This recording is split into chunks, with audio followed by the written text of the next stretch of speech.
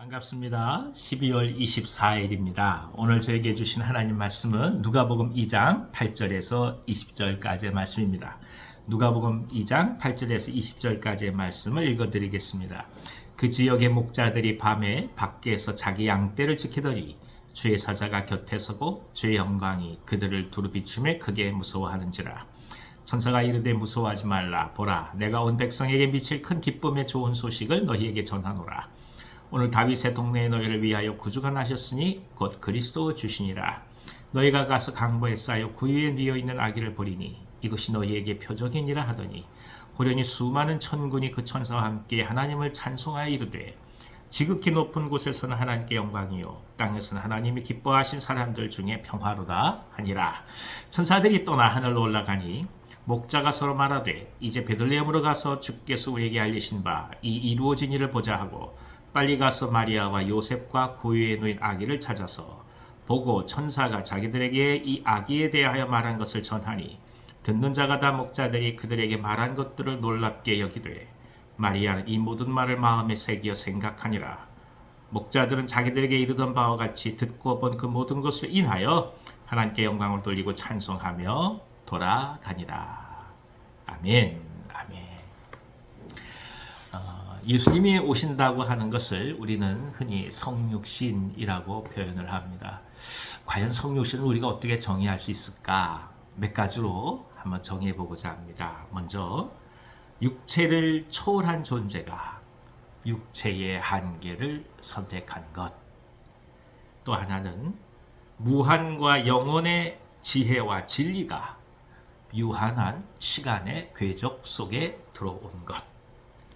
세 번째는 자신의 모든 나라를 내어버리고 죄와 사망의 권세가 지배하는 이 땅에 내려온 것.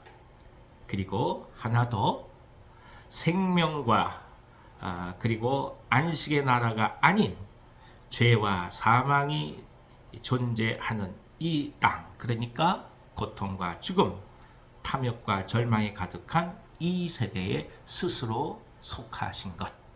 이것을 아마 성육신이라고 우리가 표현할 수가 있을 것입니다.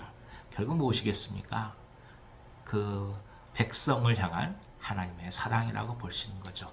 너무나 사랑해서 다른 모든 걸 다 버리고 그 만들어진 피조물과 함께 거하고자 하시는 하나님의 결단, 그리고 실질적인 행동, 그것을 가리켜 우리는 성육신이라고 말합니다. 하나님의 사랑은 그렇기 때문에 개념이 아니고 말이 아닙니다. 그것은 그 자체에 힘이 있는 것이고 실제적 행동이요, 그리고 이루어가는 능력이 있는 것입니다. 그래서 사랑을 가리켜서 능력이라고 표현할 수가 있는 것이죠. 예수님을 이 땅에 보내시면서 결국 하나님은 죄와 사망을 넘어서기 위하여 어떤 커다란 권세와 물질적인 것들을 만드는 것이 아니라 한 인격을 우리 가운데 보내주심을 또한 이 말씀은 증거하고 있습니다. 사람은 어떤 문제를 해결하려고 할 때 어떤 특별한 것들을 생각하죠. 그것이 물질이든 아니면 권세든 아니면 실제적인 힘이든 권위든 이런 것들을 생각할 때가 많습니다만은 하나님이 그 사랑을 이루시는 방법은 하나입니다. 인간이 되시는 거죠. 인격이 되시는 거죠. 다시 말씀드리면 진정한 사랑은 그가 되는 겁니다. 정말 그를 사랑한다면 그가 되는 거죠. 그래서 그를 가리켜서 성육신이라고 말하는 것입니다. 인간의 문제는 결국 인간의 지평에서 그 문제를 풀어나갈 수밖에 없습니다. 가난의 문제를 풀어나가려면 결국 가난의 자리에서 풀어나갈 수밖에 없는 거죠. 질병의 문제를 해결하고자 한다면 질병의 자리에서 시작해야 합니다. 아울러 곤핍의 문제를 해결하려고 한다면 곤핍의 자리에서 그 문제를 풀어나가야 진정한 의미의 해결이 있는 것입니다.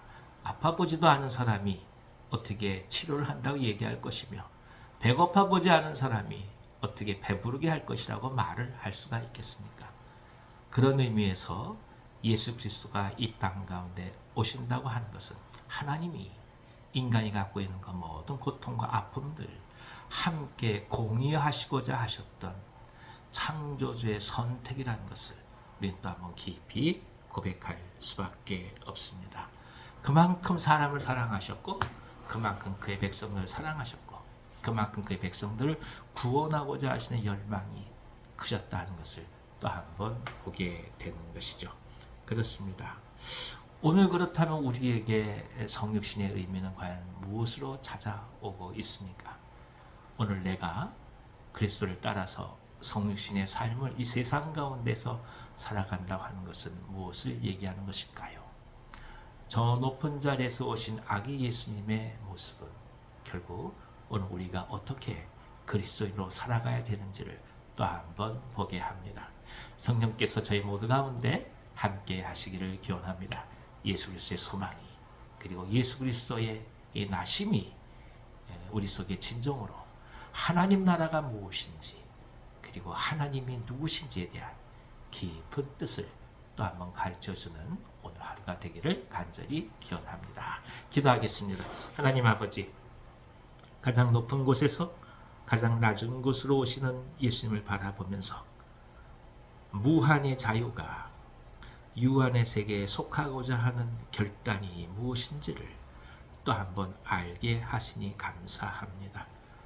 그런 의미에서 사랑이라는 것이 때로는 한계 속에 들어가는 것이고, 사랑이라고 하는 것이 어느 경우에는 자유를 포기할 때도 있고, 사랑하기 위하여 곤핍의 자리에 들어갈 수 있는 결단임을 알게 하시니 감사합니다.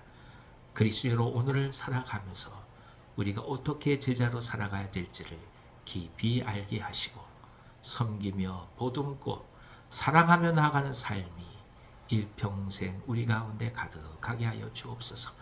예수님이 이 땅을 선택하셨던 그 아름다운 마음이 오늘 저희들 가운데서도 씨를 뿌리게 하시고 자라나게 하셔서 아름답게 열매 맺게 하여 주옵소서. 질병으로 아파하는 종들의 기도에 응답하여 주시고, 진정한 회복 있게 하여 주시고, 하나님의 평강이 모든 아픈 환우들 가운데 가득할 수 있도록 역사하여 주옵소서.